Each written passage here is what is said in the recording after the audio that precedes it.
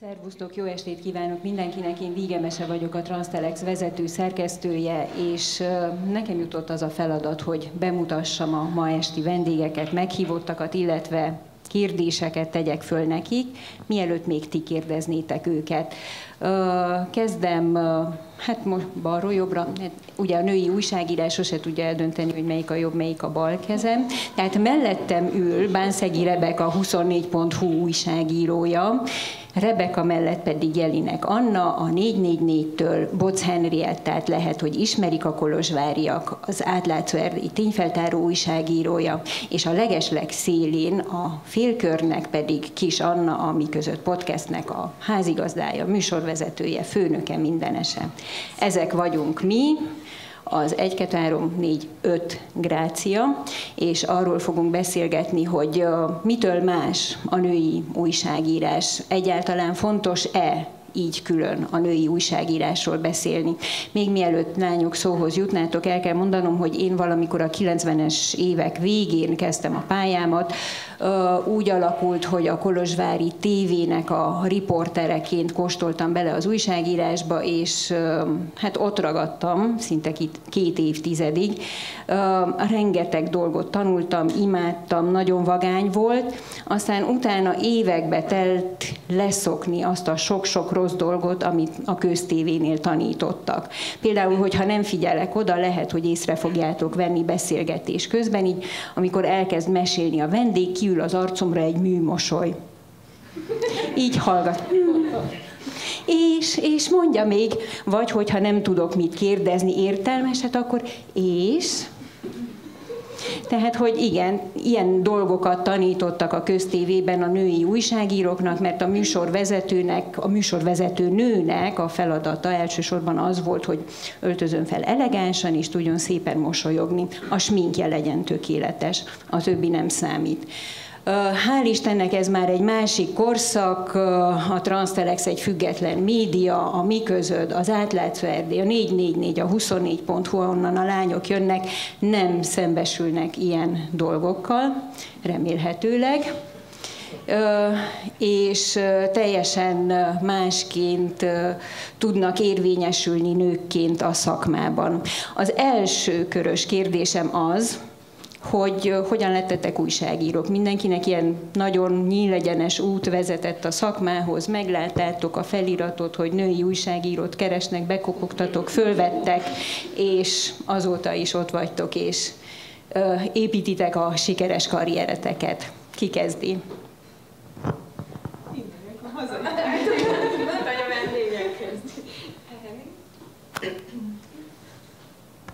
Ez az egyedüli kérdés, amit így végigpörgettem a fejemet. Szóval kezdhetem én. Hát nyilván nekem sem vezetett egyenes út az újságírás felé.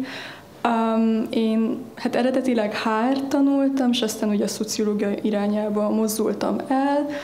Ez is amiatt történt igazából, szóval azért azt így az elején kijelenteném, vagy így behoznám, hogy vannak interszekcionális pozíciók is egyébként a női mi volton túl, szóval, hogy nekem, szóval, hogy nem csak az okozott gondot, hogy nő vagyok, hanem az is, hogy nem igazán voltak mintáim, szóval nem tudom, első generációs diplomás vagyok a családomban, úgyhogy igazából otthonról az egyedüli, hát nem tudom, nem volt irány, az egyedüli szempont az volt, hogy valami olyan szakmát találjak magamnak, amivel jobban élhetek, mint ők, és amivel el tudok helyezkedni. És hát emiatt találtam meg eredetileg a HR-t, mert ugye beírtam a munkakereső, hát ilyen álláshirdető oldalakra, hogy mivel lehet a leginkább munkát találni, és hát nyilván a HR-t megtaláltam. És nagyon sok opció volt a HR-re, na mindegy, szóval nem részletezem ezt a részét, de egy év után igazából rájöttem, hogy nem ez, amiben el tudom magam képzelni, mert szerettem volna valami olyasmivel foglalkozni, ez nagyon korán megfogalmazódott bennem, amivel hát hozzá tudok járulni egy méltányos társadalomhoz, ami hát nagyon egyébként klisésen hangzik. Szóval így jött a szociológia, csak ugye aztán meg azzal kellett szembesülni, hogy igazából telítettek az intézményeink, és nagyon nehéz. Hogyha Erdélyben szeretnék maradni, főleg Kolozsváron, akkor igazából nagyon szűkek a lehetőségeim, és hát végesen közeledett a mesterinek a vége, így kellett valamilyen munkát találnom, és láttam, hogy az Átlátszó Erdély marketingest keres. Abszolút semmilyen tapasztalatom nem volt ezen a területen, ez ki is derült, mert hogy nyilván nem volt sikeres az interjú, szóval így nagyon párhuzamos voltam ez az egésszel, de úgy voltam, hogy hát megpróbálom, miért ne. De aztán igazából kaptam tőlük egy ajánlatot, hogy gyakornokoskodjak az Átlátszónál, és hát így jutottam el oda. Hát egy év, hát nem teljesen egy év, fél év intenzív gyakornokság után, hogy megkaptam hát 8 órás munkalehetőséget, és igazából összvisz 2 éve vagyok így újságíró, és a mesteri diplomámat azóta sem fejeztem be.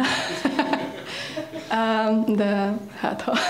Szóval így lettem újságíró, amit egyébként nem bánok egy percig sem, de azért nagyon-nagyon nehéz, mert hogy folyamatosan jelenleg is egy teljesen új dologban kell magam kiképezzem, szóval ez egy folyamatos tanulást is jelent.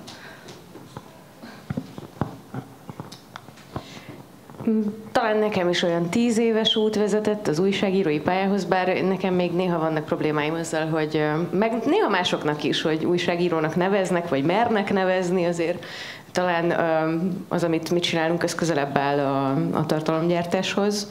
Nagyon erős ilyen újságírói, nem tudom, hátszéllel, vagy ilyen törekvésekkel. Hogy ez hogy történt? Hát én emlékvédelmet tanultam, és kulturális örökségvédelmet, és aztán később egy kicsit rájöttem, hogy ebben a szakmában nem lehet elhelyezkedni, hogyha nem tanultam alapképzésen művészettörténetet, és noha nagyon szerettem volna én régi épületekkel, vagy kevésbé régi épületekkel foglalkozni, ez így valahogy nem akart sem így alakulni, és aztán hát az élet az úgy történt, meg haladt, hogy mindenképp szerettem volna valami saját projektbe fogni, és aztán végül megalakult, vagy megalapítottam, tudtuk a mi közödet, aminek köszönhetően most már így 3 éve tudok ebben a projektben dolgozni. Nem egyedül, hanem most már 12 magammal, és hát nem tudom, ez nekem még nehéz, hogy ezt mondjam, hogy így lettem újságíró. Inkább ez a tartalomgyártás, az hiszem, hogy nekem egy kicsit jobban fekszik. Hát igen, audiovizuális tartalmakat gyártasz, ugye? Lányok. Anna, Rebeka, ki kezdi, vagy ki folytatja? Szóval én úgy mentem egyetemre, hogy egyébként kommunikáció és médiatudományt tanultam. Végre valaki, aki, igen, ez az. Tapsoljuk meg Annát. Jaj, ne. Viszont én úgy mentem egyetemre, hogy egyedül azt találtam ki, hogy én újságíró nem akarok lenni, bármi más nagyon szívesen csinálnék, ami médiával vagy kommunikációval kapcsolatos. Aztán végül is voltak olyan tanáraim, akik elképesztően nagy hatást gyakoroltak rám, és Sarkadi Zsolt, aki most már a Partizánnál dolgozik, de akkor még 444-es volt, ő nem csak hatást gyakorolt rám nagyon, hanem ő volt az, aki szólt, hogy van egyébként egy gyakornoki program a 444-nél. Én akkor már egyébként külsősként bedolgoztam a Euronews-hoz, de ott inkább ilyen tévés anyagokkal foglalkoztam, és ez volt az a pont, ahol egyszerűen azt mondtam, hogy nekem ezt muszáj kipróbálnom, mert nagyon szeretem a 444-et, és kicsit egyenes volt ez az út, de így. És kiderült, hogy a 444 is szeret téged. Sziasztok! Igen, kezdünk egy kicsit úgy kinézni, mint az ilyen színész interjúk, ahol mindenki elmondja, hogy hát csak színész nem akartam lenni. Én sem akartam újságíró lenni.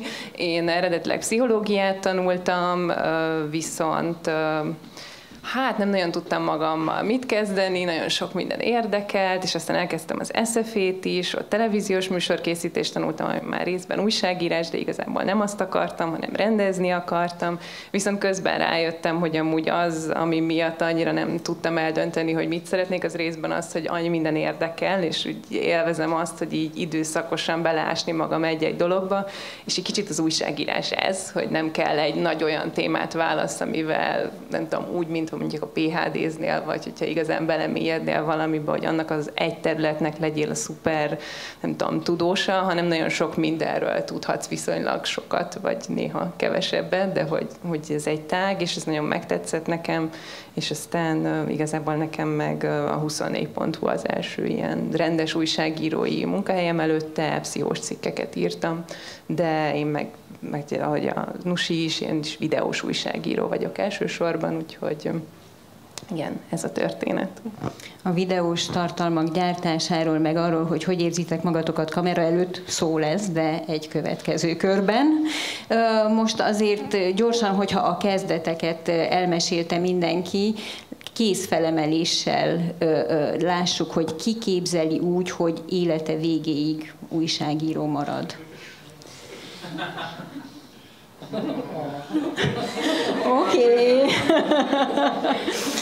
Oké.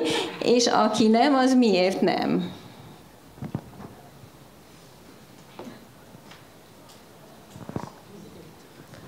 Én nem azt mondom, hogy biztosan tudom, hogy nem leszek életem végéig újságíró, csak azt érzem, hogy nagyon sok mindent szeretnék kipróbálni, meg nagyon sok minden van a világban, ami érdekel engem, és el tudom azt képzelni, hogy leszek újságíró, de mellette nem tudom, kipróbálom azt, hogy ilyen egy kávézóba dolgozni, valahol nem Magyarországon, hanem egy nagyon meleg helyen. Aztán megint egy kicsit újságíró vagyok, utána lehet, nem tudom, írok egy könyvet, vagy csinálok valamit a tévében. Nincsenek ilyen fix elképzeléseim, csak szeretem meghagyni azt a lehetőséget, hogy azt csinálok, amit akarok, és csak azért, mert most nagyon szeretem ezt a szakmát, meg így viszonylag tudok érvényesülni benne, így nem kell ehhez kötnöm magamat, vagy nem ez vagyok csak én.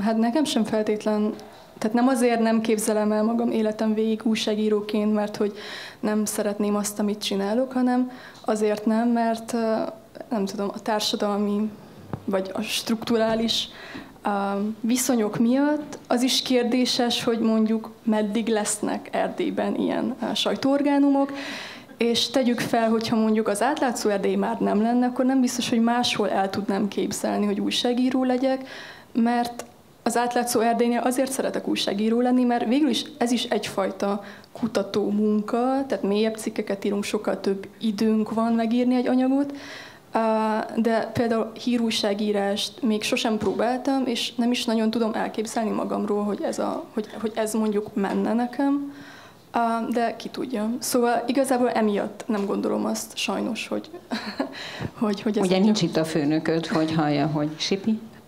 Nincs itt. Oké.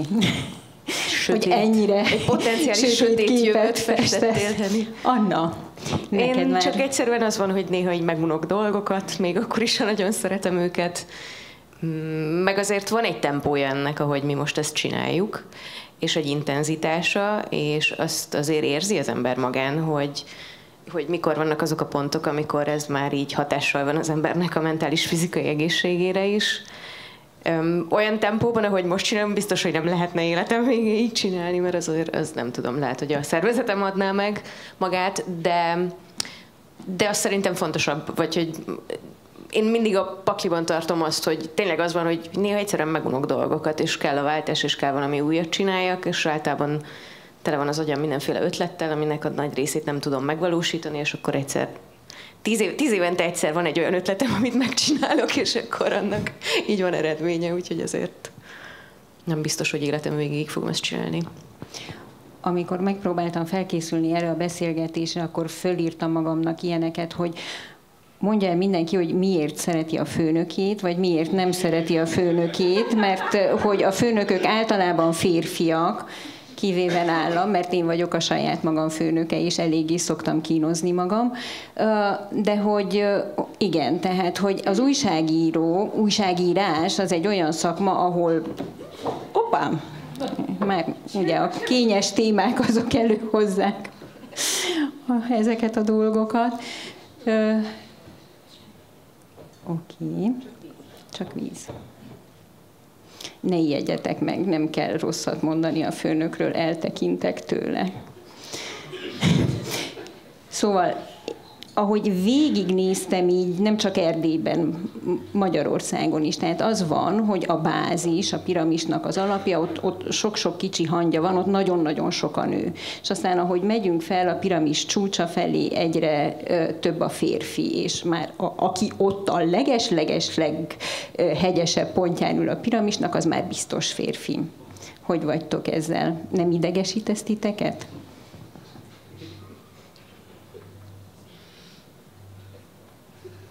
Nekem így vannak a főnökeim.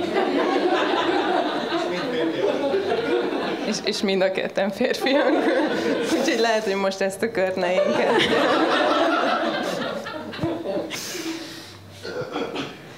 Nekem nincsenek itt a főnökeim, de felvesszük ezt a beszélgetést, szóval.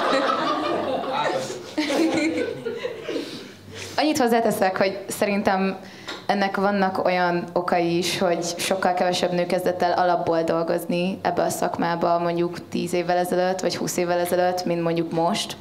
És hogy ebből fakadóan is vannak ezek a különbségek. Nem állítom, hogy csak emiatt, de hogy én remélem azt, hogy mire mondjuk mi oda kerülünk, hogy már idősebbek vagyunk, szerkesztők vagyunk. Már megírtad a könyvedet, voltál a Bahamákon. És voltam nagyon meleg helyeken, akkor ez már azért is lesz egy kiosztotta, vagy egyenlőbben kiosztott kör, mert nem csak férfiak lesznek ott, akik már 50 éve ott dolgoznak, és van annyi tapasztalatuk, hogy ott dolgozhassanak. Én közben nagyon zavarba lettem, úgyhogy csak félig figyeltem a kérdésre, de megpróbálok hozzá kapcsolódni. Hát nálunk, én pont tehát mielőtt eljöttünk, egy kicsit nézegettem, így nagyjából 7-8 sajtóorgánumot, erdélyi sajtóorgánumot, hogy néz ki a véleményrovatuk, ahol van véleményrovat. Nyilván ez egy tág fogalom, tehát azért elég tág anyagú, most tág értelemben véve véleményanyagok ezek, szóval nem feltétlenül mindegyik jelentős publicisztikai anyag, de igazából számoltam, és az elmúlt egy évben, vagy fél évben nagyjából, tehát ebben az időszakban kb. 1/4 volt a nőknek az aránya, akik véleményanyagokat írtak Erdélyben. Viszont a szerkesztőségekben nem igazán van nálunk, legalábbis az erdélyi magyar szerkesztőségekben olyan nagy különbség. A vezető pozíciókban van viszont az, hogy ugye hányan dolgoznak nők és férfiak a szakmában, kevésbé jellemző. Nálunk is nagyon kiegyensúlyozott, sőt, egyébként kicsivel többen vagyunk nők a szerkesztőségben. És én sem fogok rosszat mondani a főnökömről, mert szerintem nagyon vagány főnök. És lehet nagyon, jót is mondani. Igen, és én nagyon szeretem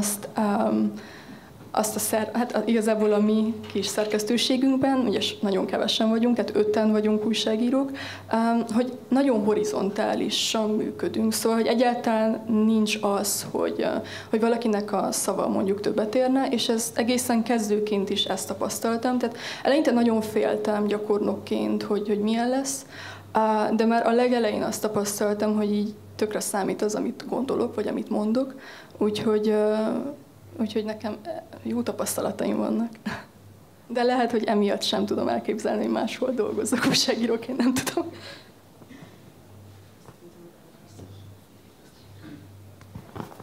Én abban a szerencsés helyzetben vagyok, hogy a saját magam főnöke vagyok, ezért csináltam a Mi Közödet, hogy végre ne legyen más a főnököm, hanem én mondjam meg magamnak, hogy mit csinálhatok és mit nem csinálhatok. A Mi Közöd egy nagyon nagy százalékban túlnyomó részt nők által gyártott, vezetett, dominált, nem tudom, közeg. Ez nem direkt van így, vagy nem diszkrimináljuk a férfiakat, vagy ilyenek, hanem így alakul. És amúgy én erre így nagyon büszke vagyok. Egyébként meg visszatekintve, még a Mi Között előtti karrieremre, meg a munkaerőpiacon való létemre, körülbelül fele-fele arányban oszlottak meg az arányok a férfi és női főnökeim között. És sajnos azt kell mondanom egyébként, hogy a női főnökeimmel egyébként sokkal nehezebb volt nekem kijönni, mint a férfi főnökeimmel. Nem tudom, hogy... Mármint nagyon sok mindent tudok, hogy mit miért, de amúgy én nagyon korán láttam azt, hogy mit tesz egy nővel egy olyan környezet, amiben neki férfivá kell válni ahhoz, hogy érvényesülni tudjon. És hogy ez mennyire rossz hatással tud lenni arra a közegre, amit neki vezetnie kéne, arra a munkaközösségre, akit neki irányítania kéne, mert ezek a nők nagyon hamar átváltoznak ebbe a 46-os bakancsos férfiba, aki nem tudom, tehát ugye túltolják ezt a manpower-t, hogy nekik nőkként még inkább rá kell gyúlni arra, hogy az akaratukat érvényesíteni tudják, mert a férfiak körében folyamatosan ezt tapasztalják. Az egyik ilyen főnököm egyébként még így politikus is volt, bár nem a politikusi élet karrier sávjában dolgoztam én vele, hanem egy teljesen másik területén az életének, de hogy ott is ugyanezeket a mintákat hozta, és én akkor döntöttem el, hogy biztos, hogy soha nem fogok az RMDS-nek dolgozni. Oké. Azt hittem, hogy azt ígérted meg magadnak, hogy soha nem leszel főnök, de ezek szerint nem. Jaj, nem, azt elég hamar tudtam, hogy látjátok, tehát, hogy az önbizalmam, azt sokáig, tehát azt nagyon sokszor megkaptam, hogy túl nagy, túl sok, de az azért mindig annyira a helyén volt, hogy azon tudjak gondolkodni, vagy legyen fantáziám arra, hogy azért lehet ezt másként is csinálni, és hogy ezek a negatív példák, és hogyha én szeretnék valami sajátot csinálni, valami mást, akkor nekem ebből úgy kell építkezni, hogy nyilván azt nézem meg, hogy mi az, amit nem akarok úgy csinálni, hogy ők csináltak. És hát én ebben jelenleg jól érzem magam, és a többiek is azt mondják, hogy jól érzik magukat benne, úgyhogy most úgy vagyok vele, hogy jó úton haladunk, úgy érzem afelé, hogy egy olyan munkaközösséget alakítsunk ki, amiben nekem nem nagyon volt részem, ameddig ilyen hagyományos munkahelyeim voltak. Remek. Érzitek-e azt, hogy témaválasztásban, vagy hogy milyen feladatot oszt ki rátok a főnök, vagy hogy milyen feladat jut nektek a szerkesztőségen belül. Vannak ilyen sajátos női témák, amik a tietek, tudod? Van az a kis, hát nem tudom, öreg otthon, annyi beteg nénivel, neked érzékeny vagy, rálátásod van, nem mész el te, Rebeka, megnézni, hogy vannak ott az öreg otthonban. Mert aztán a közéleti témák, és amikor föl kell tenni a kemény kérdéseket a politikusoknak, hát arra van jó férfi erő a szerkesztőségben. Hát nem tudom, be vannak. Most? Hallatszik? Nem? Vagy a víz? Nem tudom. Jó, de most szerintem hallatszik, igen. Nem tudom, én ezt az aspektusát nem tapasztaltam igazából. Én nem annyira foglalkozok szerintem ilyen klasszikus női témákkal, hogyha most a klasszikus női témát úgy osztjuk be, hogy akkor a közélet ezek szerint az nem női, hanem akkor mondjuk az ilyen szociális kérdések. Mármint, hogy nyilván volt már olyan anyagom, ami szociálisnak mondható, de hogy alapvetően szerintem, tehát hogy én is, meg a Nusi is, mi a magyar közélettel foglalkozunk, alapvetően pont ezzel, amit mondtál, hogy egy férfi kollégát küldenének ki, szóval, hogy politikusokat kérdezünk, és hát nem tudom, politikát értelmezünk, vagy próbáljuk magyarázni. Úgyhogy én ezt a részét nem annyira tapasztaltam, illetve már amikor így kaptam ezt a megkeresést ezzel a mostani kerekasztallal kapcsolatban, akkor is felmerült bennem, hogy egyébként igen, már pusztán az, hogy mondjuk így összeülünk, mint női újságírók, hogy már ez is betesz minket egyfajta ilyen dobozba igazából, hogy amúgy itt vagyunk, és akkor most jutottunk el odáig, hogy amúgy akkor hogyan is, nem tudom, mivel foglalkozunk, és akkor eddig igazából leginkább tehát így a női mi voltunkon keresztül értelmezzük önmagunkat. Szóval, hogy én ezt igyekszem általában elkerülni. Nyilván azzal tökre egyetértek, hogy van egy ilyen tudom, társadalmi hatás, biztos, hogy nőként vagyunk értelmezve, de szerintem azért a hétköznapokban, nem tudom, van ezen kívül más aspektusa is a személyiségnek. Nem éreztétek soha azt, hogy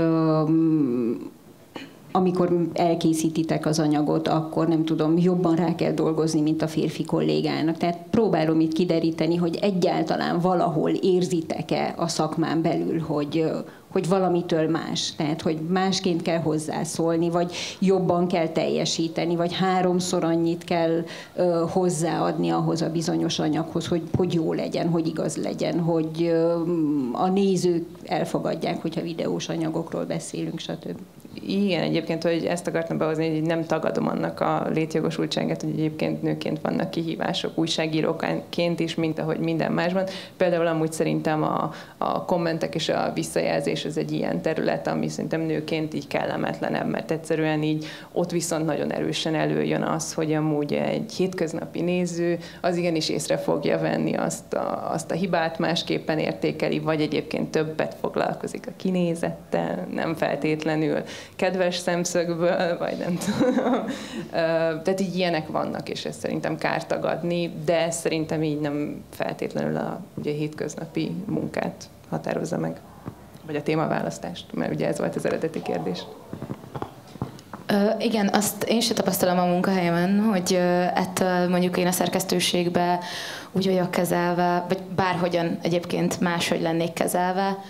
A kommentekben ott szerintem van az, hogy egyszerűen problémás, amikor negatív értelemben beszélnek, vagy írnak a megjelenésünkről, vagy akár csak a hangod milyen, a fejedet hogy tartott típusú dolgok, de egyébként én most már eljutottam oda, hogy amikor nagyon pozitívakat írnak, az is tud visszás lenni. Tehát, hogy az tök jó, amikor mondjuk csinálunk egy anyagot, és akkor nagyon sok olyan komment jön, hogy wow, ez egy tök érdekes téma, vagy tök jó, hogy ezeket az összefüggéseket egy kicsit így kifejtettétek, de amikor arról szólnak a kommentek, hogy nem tudom, bármi az én nőiségemmel kapcsolatban mennyire király, akkor azt is negatívan tudom megélni, mert megint nem azon van a fókusz, amit mondani akarok, hanem azon, hogy ezt egy női testben, női ruhákban, vagy nem női ruhákban teszem én ezt adott esetben meg. És amikor éppen egy politikust üldözöl, és az nem akar neked válaszolni azért, mert nő vagy, előfordult ilyen? Vagy így rácsodálkozott, hogy mit csinál itt ez a kislány? Nekem nem volt még ilyen, hogy ne akart volna válaszolni egy politikus ettől, sőt, egyébként nem azt mondom, hogy kifejezetten pozitív dolog ez, de hogy tud előnyt jelenteni az, hogy mivel nem tartanak egyenlő ellenfélnek, ezért sokkal könnyebben tudok bizonyos válaszokat akár kicsikarni egy-egy politikusból, de megvannak az olyan hátrányai is, hogy például nem tudom, hogy ezt te tapasztaltad el, vagy ti tapasztaltátok el, csak mondjuk nem tudom, ti azért kicsit kevesebbet rohangáltok politikusok után, ha jól tudom. Szóval csak azért a Rebecca felé nézek inkább, de hogy olyan szinten megvan megkülönböztetés, és az nagyon zavaró tud lenni, amikor egy felkérdezésnél, vagy egy ilyen rövid interjúnál kicsit ilyen vita szituáció alakul ki, és akkor mondjuk egy ponton, most Szijjártó Péterrel csináltam pár nappal ezelőtt interjút, az jön ki belőle, hogy kisasszony, na de kisasszony. És akkor megint azt érzem, hogy ezzel én egy fiókba be vagyok pakolva, és még csak van a szerkesztőasszony is, én azt sem szeretem annyira, de az még egyel komolyabban vehető dolog, amikor tényleg kisasszonyozva vagyok, vagy hölgyikém, az már nekem egy olyan határ, ami így nem feltétlenül élem meg pozitívan. Abszolút csak csatlakozni tudok, szóval én szerintem ez egyrészt így kell tagadni, hogy létezik, másrészt meg használható, szóval hogy szerintem az biztos, hogy úgy van, hogy egyébként az ő, mint egy politikus fejében, már csak azért is főleg, hogyha keresztény konzervatív politikus, akkor nyilván a nőkkel szemben már csak szakmai ártalomból egyel udvariasabbnak kell lennie, ez neki is egy korlát, vagy egy olyan dolog, ami valamennyire visszafogja. Igen, szerintem, de hogy ez egy picit olyan, hogy ez is egy olyan tulajdonság, mint hogyha nem tudom, hogyha valaki magas, akkor könnyebben fogja oda tenni a mikrofont, mert egyszerűen magasabb, mint a többiek, hogyha valaki alacsony, akkor meg lehet, hogy tök közelebb tud menni, ha valaki nő, akkor meg tudja ezt használni, szóval. Jó. Henny, neked is van egy kis videós tapasztalatod, nem olyan kiterjedt, mint az Annái vagy a Rebekái, de azért biztos, hogy voltak olyan helyzetek, ahol így nagyon tudatában voltál annak, hogy nőnek néznek, nem feltétlenül nem a szakmádat látják, nem az újságíró szakmádat. Hát őszintén megvalva, nekem azért nem voltak ennyire éles szituációim. Hogyha mondjuk terepeztünk és videóriportot készítettünk, akkor a Kulcsár Árpi kollégám volt inkább a frontvonalban, én inkább a kamera mögött, vagy valahol a háttérben. Viszont visszatérek kicsit az elejére, az eredeti kérdésre, hogy tartalmilag ez mondjuk mennyire befolyásolt a szerkesztőségben. Tehát ugye tehát, hogy a kollégáim részéről nem, viszont én úgy kaptam ezt a lehetőséget, hogy igazából alkalmazni tudtak, hogy egy pályázatban, amiben partner volt az Átlátszó Erdély, igazából fiatal újságíró nőket támogattak, különböző képzésekkel, amik egyébként nagyon hasznosak és szuperek voltak, de hogy igazából ez volt a kontextus, amiben én átlátszó erdélyes újságíró lehettem, és itt volt, ez nagyjából egy éves program volt, és itt volt egy olyan, hát igazából női témákban kellett cikkeket készítsek.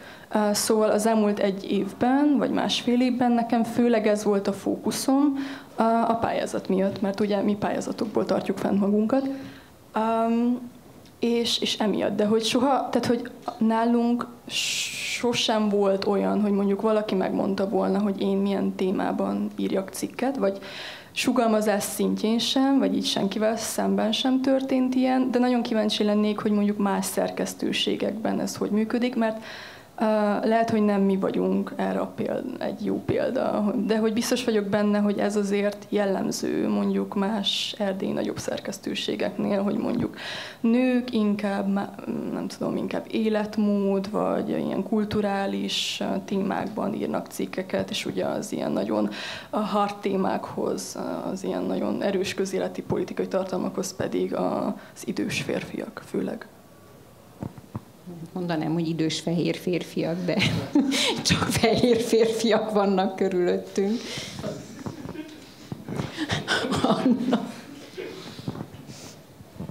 A témaválasztásban meg szoktam engedni magamnak bármit, de komolyra fordítva a szót.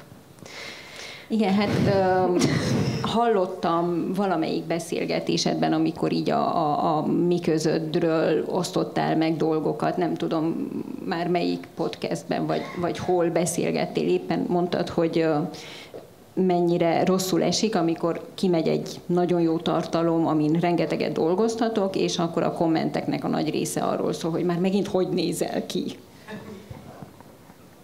Pont ilyen nem feltétlenül, vagy hogy mindig van komment arra, hogy nézek ki, vagy hogy ne kössem így vagy úgy a hajam össze, és különben is. Nem tudom, arra például érdekes módon sosem érkezett komment, hogy te full smink nélkül vettem fel egy videót, ez valahogy nem tűnt fel senkinek, de hogyha a hajamat rossz helyen kötöm össze, az folyamatosan visszatérő motívum, na mindegy. Nem ezzel volt szerintem feltétlenül, vagy mondom, ez egy visszatérő gond, amit most így igazából észrevettünk nemrég, az volt, hogy Bálint Borókával készítettünk egy ilyen kísérleti műsort Charlie Kirk gyilkossága kapcsán. Na és ott például Bálint Boróka, ami közöttnek egyik szerkesztője, és ott például felborult egy kicsit a Billy nagyon sokaknál, és akkor éreztem azt először, hogy hát az, hogy így egyedül, így nőként kiülök a kamera elé, és hogy beszélek dolgokról, az még úgy hagyjám, így elviselhető. De az, amikor nem tudom, így ketten ültünk és beszélgettünk, és nyilván különböző szempontokat hoztunk be így a téma kapcsán, nem feltétlenül álltunk szembe így egymással véleményileg, de azért mindketten más-más szempontokat hoztunk be. Valahogy ez így, nem tudom, felborította embereknél a Billit, és nagyon érdekes kommentek érkeztek arra, a nagyon csúnyáktól egészen az egészen szofisztikáltakig, hogy akkor egyébként mi ezt hogy képzeljük, hogy ezt így kiülünk, és így elmondjuk ezeket a dolgokat. De amúgy meg nagyon érdekes, azt meg kell mondanom, hogy most voltam nemrég egy erdélyi podcast műsorban, és végül is azt kell mondjam, hogy eltelt majdnem több mint 3,5 év, amióta van a mi közöd, és még csak most kérdezték meg egyedül, hogy és neked milyen nőként közélettel és politikával foglalkozni?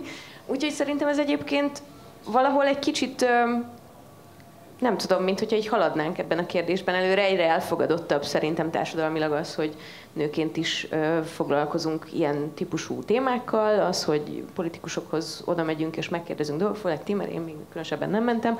Na de hogy szerintem ez egyre inkább kezd egy ilyen elfogadott dolog lenni, és mondjuk a mi közöd esetében szerintem sokkal jobban tudja kiverni a biztosítékot, amikor én véleményanyagot készítek, és az mondjuk ilyen taszító tud lenni, mert az bántja egyeseknek a valamiét, de hogy azon kívül az, hogy nem tudom, kérdéseket teszünk fel, vagy hogy hozzászólunk közéleti politikai témákhoz, az szerintem már nem annyira, nem tudom...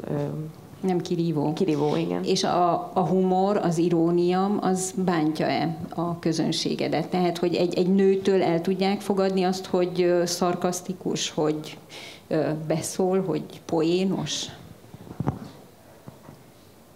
Van, aki igen, és van, aki nem tudom.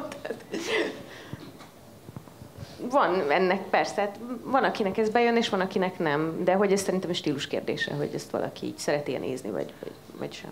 De hogy azt, akit szerintem ennek a poén része nem tetszik, annak nem tetszik más sem. Na hát örülök, hogy elfogadják, és annak is örülök, hogy hát a közéleti újságírás is egyre elfogadottabb a nők körében, mert hogy én olyan nevekkel készültem, meg olyan esetekkel, amik nem annyira régiek, legalábbis itt Romániában. Ugye 2022-ben akarta a mi hazánkos politikus fölakasztatni Parászka Borókát, 2023-ban indítottak egy elég nagyszabású kompromátakciót Emiliás Serkán ellen, amikor hát meztelen képeit szivárogtatták ki az internetre. Hát két olyan neves újságírónő, akik közéleti újságírással foglalkoznak Romániában, és hát valahogy az is benne volt, hogy azért kapják ezt meg, főleg a Serkán esetben, mert nő. Tehát, hogy egy közéleti újságírással foglalkozó férfi újságíróról meztelen képeket még nem láttam kiszivárogtatni az internetre. Szóval éreztétek-e magatokat bármikor fenyegetve, vagy féltetek-e, vagy voltak-e olyan durva beszólások, amik miatt azt mondtátok, hogy lehet, hogy sötétben nem mennék ki egyedül az utcára?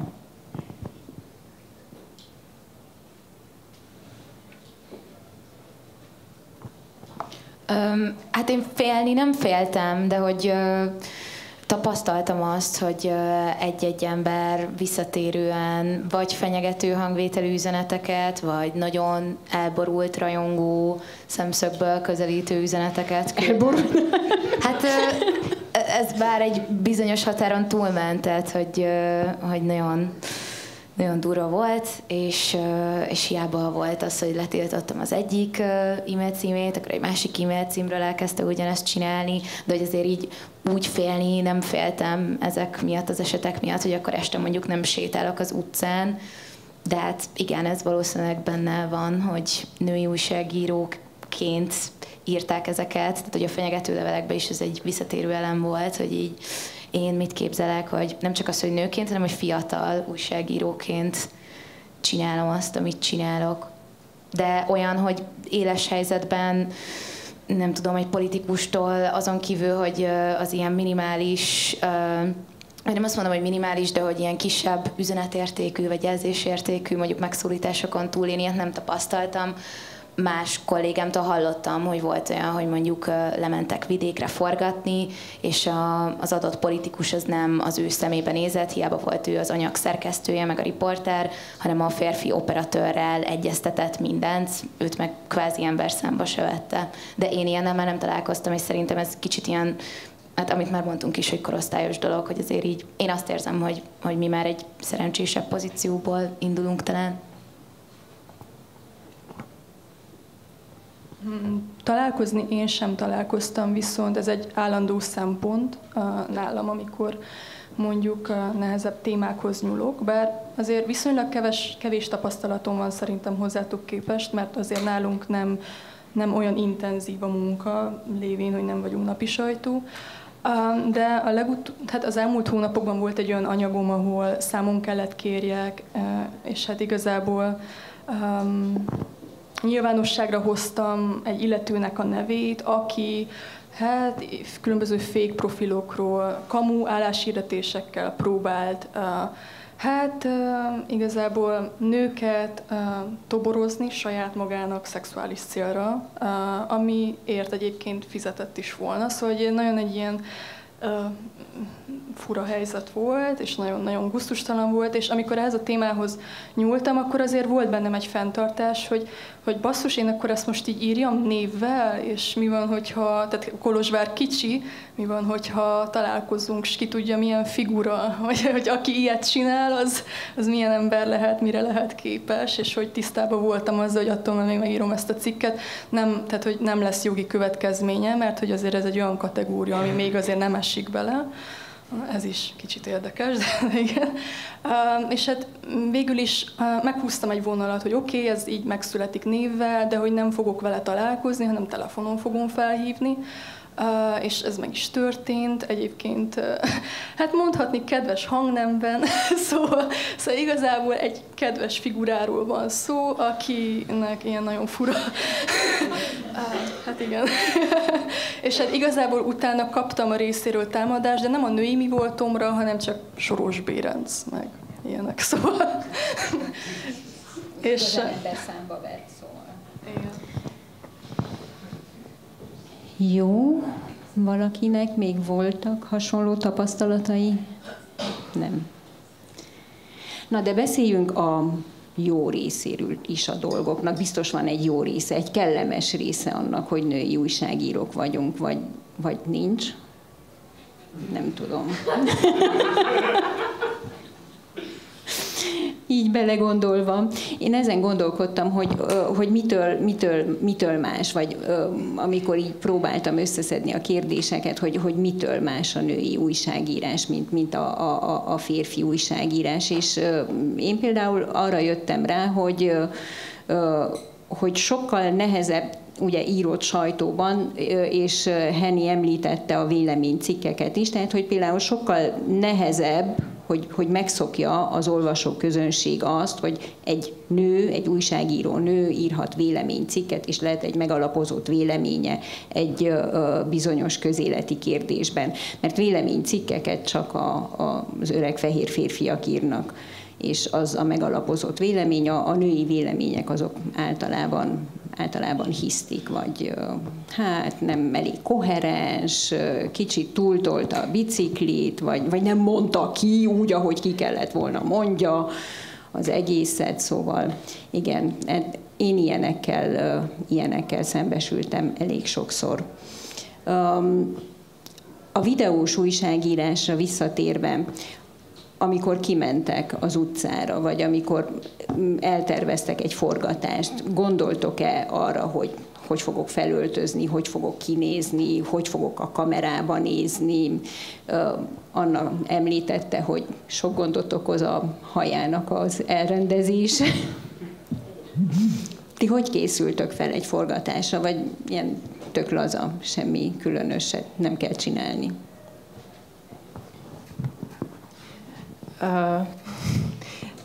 Érdekes kérdés. Alapvetően semmi extra talán, szóval nem készülök fel jobban, mint amúgy így felkészülök egy hétköznapokban, abban, hogy fogok emberekkel találkozni, és szeretnék felöltözni. De nyilván az ember tudja, hogy így nem tudom, kamera előtt lesz, vagy ez szerintem mindenképpen nemtől függetlenül szerintem be tud kapcsolni. Én azt hiszem, hogy egy férfi, aki egy kamera előtt szerepelő is ugyanannyira tud adott esetben piperkőc lenni, és egyébként pedig, nem tudom, egy nő is tud, nem tudom, viszonylag egyszerűen öltözni. Még a korábbihoz a véleménycikkel kapcsolatban, hogy szerintem talán, vagy hát nem tudom, én remélem, hogy talán ott már vagyunk, hogy egyébként nő is mondhat véleményt a közélettel kapcsolatban, meg hogy ez meg is történik szerintem.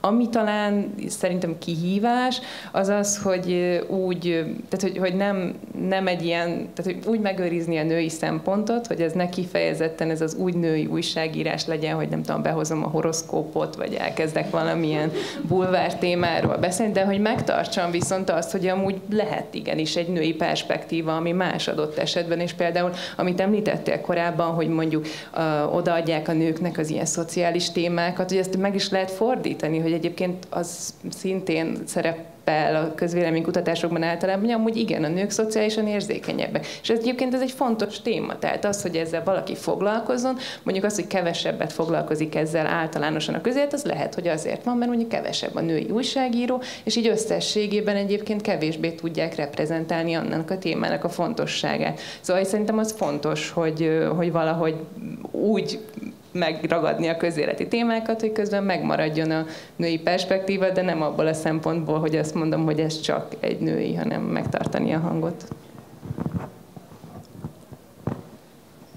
Igazából én csatlakozni tudok Rebekához. Alapból az, hogy vannak-e jó dolgai a női újságírásnak, nekem ilyenkor mindig csak azt kapcsol be a fejembe, hogy így egy férfitől így meg szokták kérdezni, hogy így milyen jó a férfi újságírásban, vagy beszélünk.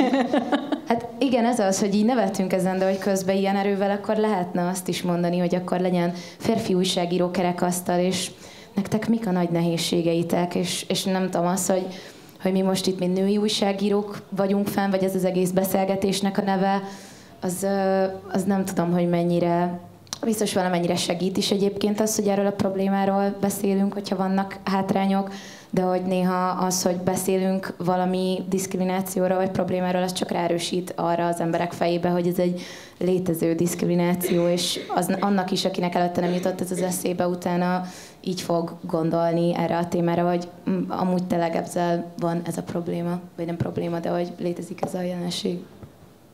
Nagyon érdekes ezen, amikor a mi közöd indult, akkor még voltak próbálkozások, de ugye nem akartam egyedül elindítani, és legelején Kulcsár Áprival kezdtük el ketten, de még azelőtt voltak próbálkozásaim másokat is bevonni ebbe. És nagyon szörnyű volt azt látni, hogy felnőtt, nagyon okos, intelligens nők nem merik bevállalni azt, hogy egy ilyennek akkor neki fogjunk, és ezt csináljuk. És akkor volt bennem egy ilyen, hogy ezeket a helyzeteket segíteni kell, hogy olyan felnőtt, okos, intelligens nőknek, akiknek helyük van bizonyos helyeken, nem feltétlenül csak az újságírásban, vagy a sajtóban, vagy a médiában, hanem bárhol máshol. Valahogyan meg kell találjuk a módját annak, hogy úgy, nem tudom, így bíztassuk őket, vagy rávegyük őket arra, hogy ezen az úton érdemes haladni, ami nem csak arról szól, hogy akkor esetleg kiülünk egy ilyen kerekasztalba, és elmondjuk, hogy akkor nőként ezt ilyen, vagy olyan, vagy amolyan, hanem valahogyan én mindig arra konklúzióra jutottam vissza, hogy egyszerűen csinálni kell.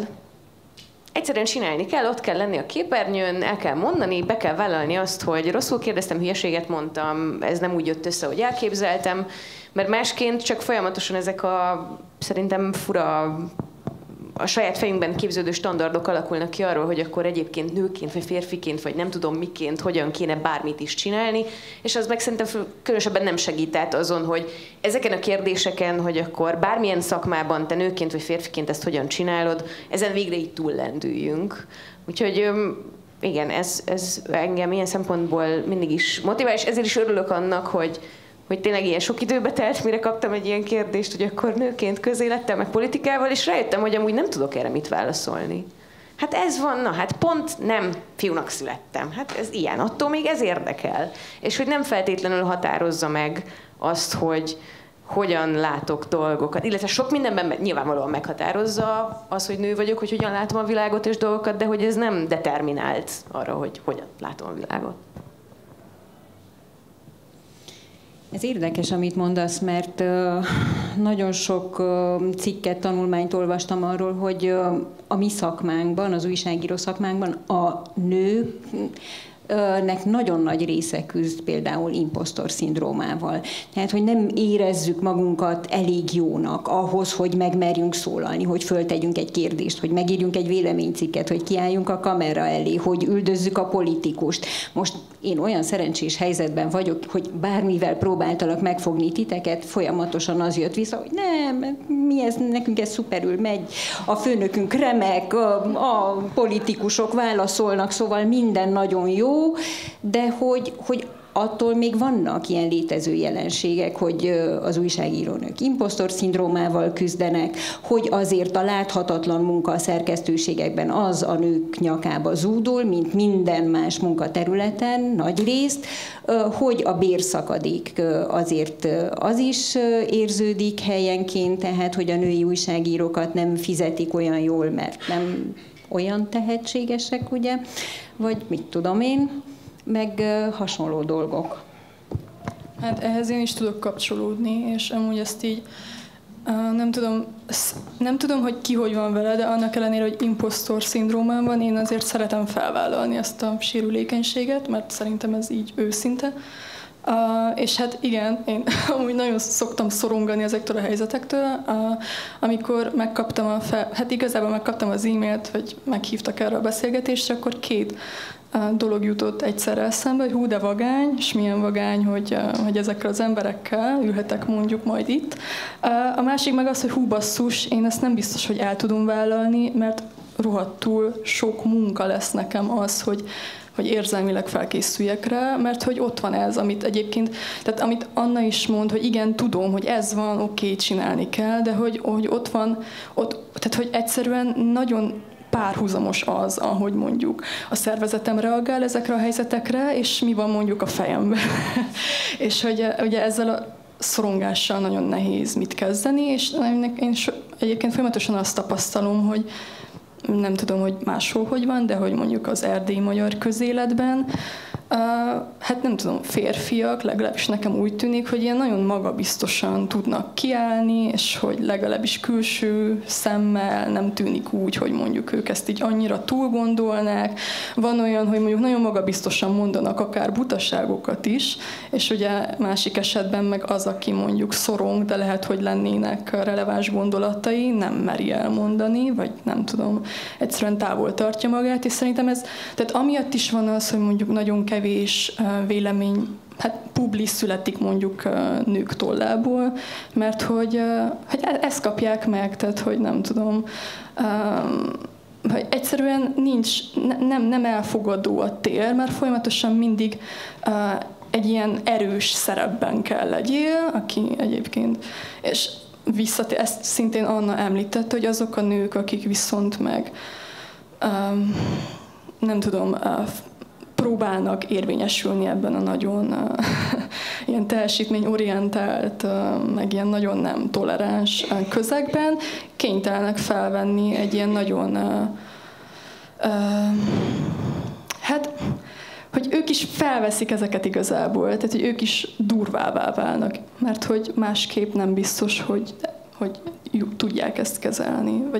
Tehát nyilván ez most egy ilyen általánosítás, tehát erre tudok ellenérveket is, meg pro-érveket is, szóval mindenféle eset van, de hogy ja, ezt így látom. És valamit még akartam mondani, de nagyon belegabajodtam. Hát ez ilyen. Ja, igen, még azt szerettem volna mondani, hogy néhány hónappal ezelőtt Anna többször próbált meghívni engem a podcastjébe, és mindig kitaláltam valamilyen jó kifogást, és amikor végre elvállaltam, akkor az így engem így hetekig, tehát hogy így kiütött. És hogy de most legalább nem kellett 2-szer kérni, hogy itt legyen, úgyhogy ez a háttérmódszerem egyébként működik. Eni az élő példája.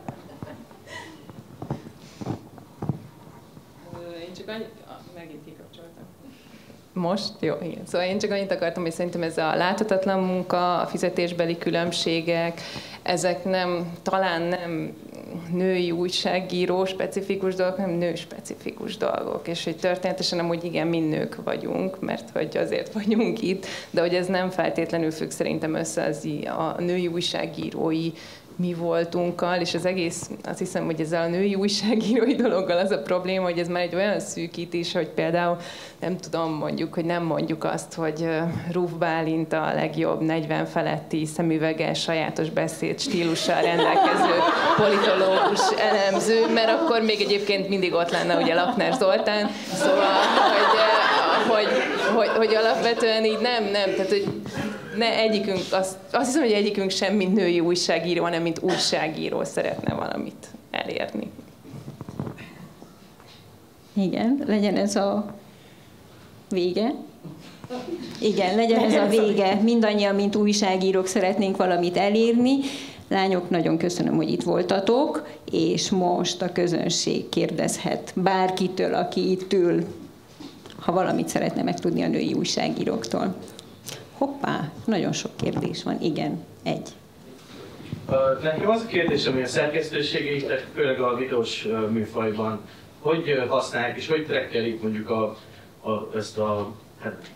női divatot is, ugye van egy ilyen privilege része, hogy a facecardot, vagy mondjuk egy thumbnailre azt, hogy kiteszel ki, ez YouTube-on, ahol sokkal több a férfi néző, hogy ezt trekkelitek, vagy trekkelik a szerkesztőség, hogy akkor most egy női riportert teszel ki a thumbnailre, és akkor többen klikkelnek, és stb.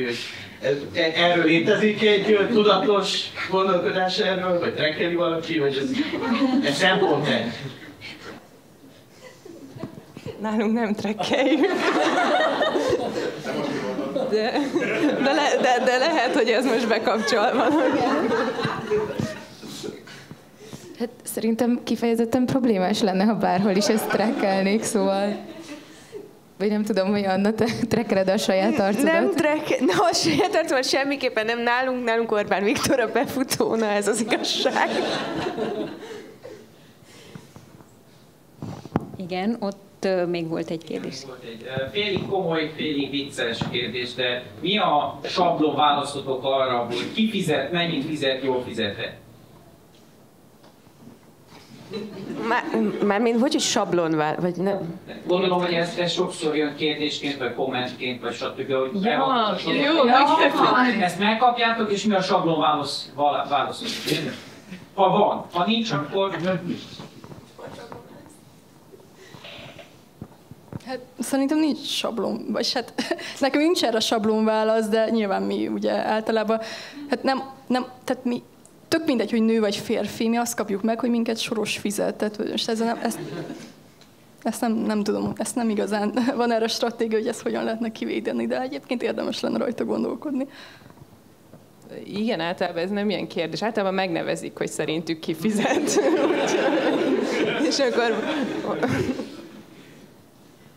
Szerintem az nehéz, vagy nem is nehéz, de hogy ott kell így nagyon tudatosnak lenni, amikor mondjuk egy interjúban ezzel akarják a témát elterelni, hogy ne ülj fel rá, hogy mostantól akkor erről szól a beszélgetés, ne bonyolulj bele, de közben azért jó, hogyha nem hagyod szó nélkül se, és hogy ennek az ilyen sweet spotját megtalálni, szerintem az az, ami egy kihívás néha.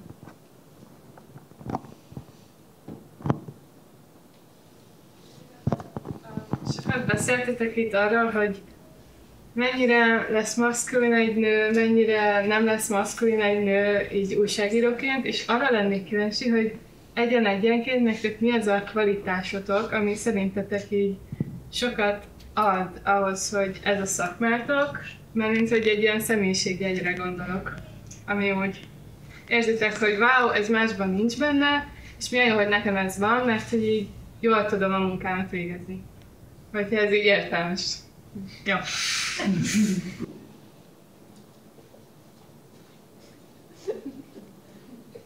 Nem tudom, ez a másban nincs, megint ki van kapcsolva. Az biztos nincs bennem, hogy be tudom hagyva kapcsolni a mikrofont.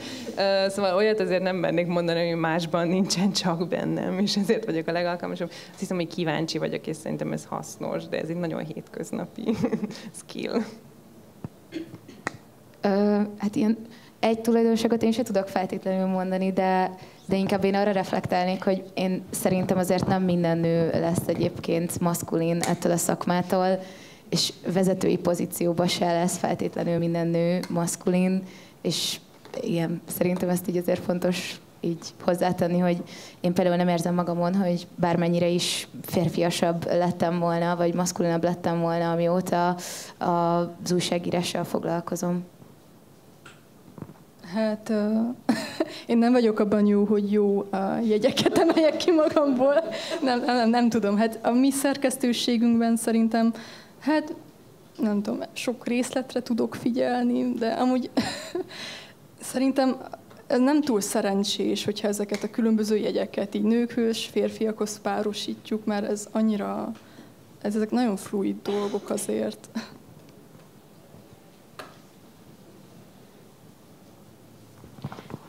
Igen. Végül is, hát elmondtátok azt, ami szerintem is lényeges, hogy ez nem specifikus, és igen, valóban volt nekem egy teljesen más generációból jövő főnököm, akiből abszolút egy ilyen 46-os bakancsos férfi lett, mert a környezete azt kívánta meg, de volt ugyanolyan generációs másik női főnököm, aki viszont tök normális maradt. Még úgy is, hogy slightly dolgozott abban a környezetben.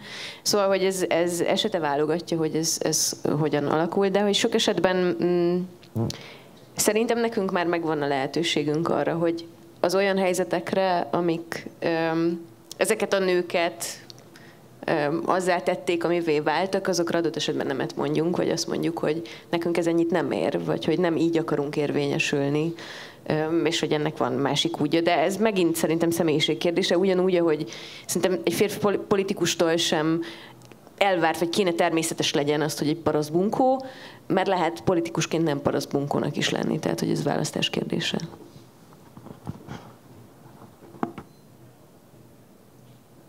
Nekem is van két kérdésem. Én láttam ezt a Szijjártós interjút, és engem is nagyon zavart. A fülemet nagyon zavart, hogy kisasszonyoz, és nyilván én otthon vagyok, a kamera, illetve a telefonom mögött a konyhába, de így fölmerül bennem, hogy szakmailag belefér, hogy ezt visszautasítsd, hogy bármelyik kötők visszautasítson egy ilyen megkülönböztetést, hogy kérem ne szólítson kisasszonynak. Tehát, hogy ez tényleg újságíró szakmailag belefér-e, hogy tényleg visszalőj annak, aki valamilyen a skatujába belehelyez, vagy valamilyen jelzővel ide. És a második, válaszolj, kérlek a másodikat utána.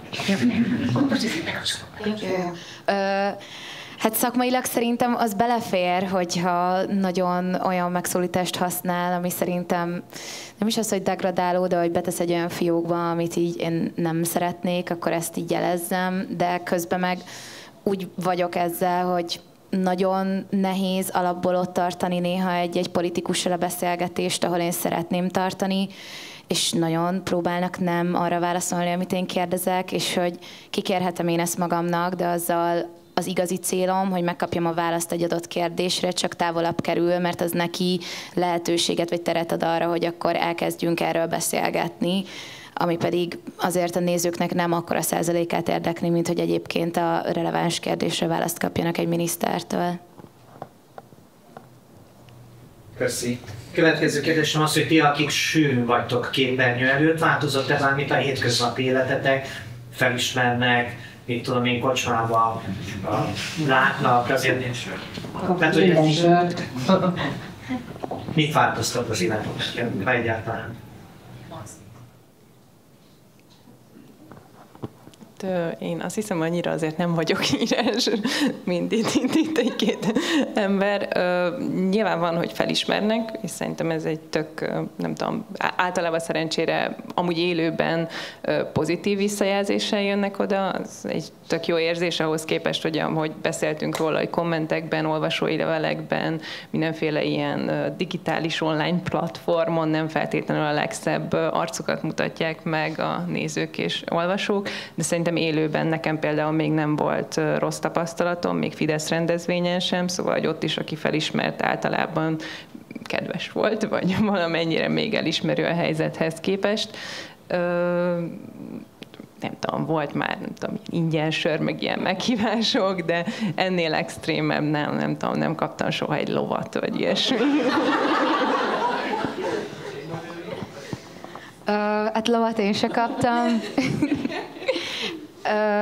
Hát így, igen, hát most már van, hogy így sétálunk, és akkor így oda jönnek, képet kérnek, de olyan szinten nem változott meg az életem, hogy nem tudom, most már csak napszemüvegben merek kimenni, meg baseball sapkába. Az egy kicsit ilyen néha, nem is azt mondom, hogy frusztrál, de hogy ilyen feszítő érzést okoz, hogy ha mondjuk elmegyek szórakozni, és nagyon elengedem magam, akkor lehet, hogy azt már valaki úgy látja, hogy én a fejébe a videós énemként ott vagyok, és ezen néha szoktam néha kicsit feszülni, de aztán, ha amúgy is alkoholt iszok, akkor ezek a feszültségek elszállnak. Engem is néha felismernek helyeken, és egyszer kaptam egy ingyen teát, Gergő, a Planiban. Igen. Más kérdések? Hát úgy tűnik, hogy kibeszéltük a témát. Tapsoljátok meg a női újságírókat. Köszönjük, hogy itt voltatok. Köszönjük a Planetáriumnak a vendéglátást.